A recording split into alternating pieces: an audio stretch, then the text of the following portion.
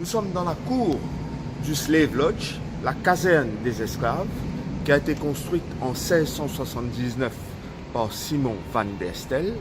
Et à l'arrière, vous pourrez voir la pierre tombale de Van Riebeeck.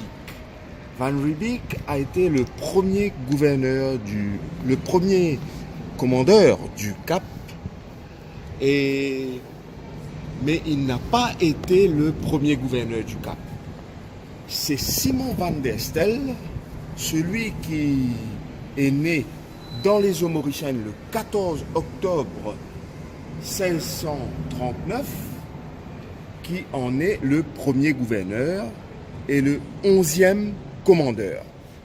Donc Simon van der Stel, mauricien techniquement, puisqu'il est né à l'île Maurice dans les eaux mauriciennes le 14 octobre 1639. Il a débarqué à Maurice le 8 novembre 1639 avec son papa, Adriaan van der Stel, et sa maman, Maria Lievens.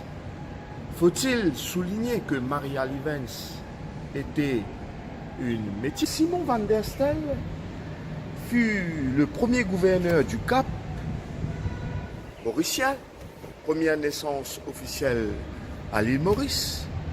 Et il est intéressant de constater que dans ce pays qui a quand même inventé l'apartheid, que le premier gouverneur soit un métis, qui explique un petit peu le pourquoi de l'occultation qu'on a fait autour de son nom au cours de l'histoire de ce grand pays qu'est l'Afrique du Sud. Rappelons que l'Afrique du Sud compte aujourd'hui plus de 58 millions de citoyens, un pays puissant, mais qui est quand même ravagé par un taux de pauvreté important qui est de 50%. Lorsque vous considérez que l'Afrique du Sud détient parmi les plus grandes réserves d'or et de diamants au monde, nous pouvons quand même nous poser certaines questions. Mais il est tout de même intéressant que le premier gouverneur du Cap soit quand même Simon van der Stel.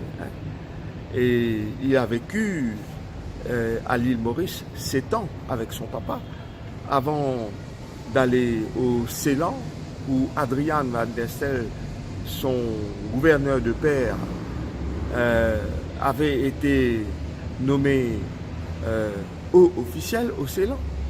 Son père a été assassiné par la population autochtone au Ceylan au cours d'une bataille.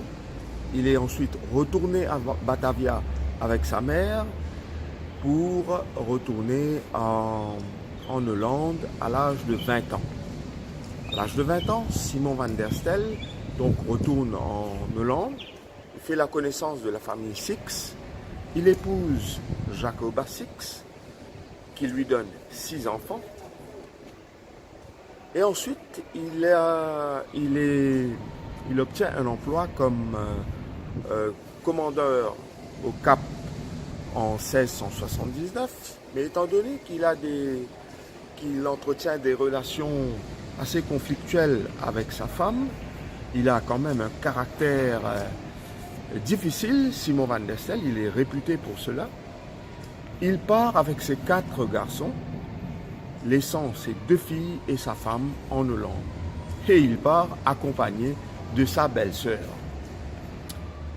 L'histoire, on ne sait pas quelle relation il entretient avec sa belle-sœur, mais ce n'est pas le moment d'aller refaire l'histoire et d'essayer d'y trouver quelconque commérage. Mais la belle-sœur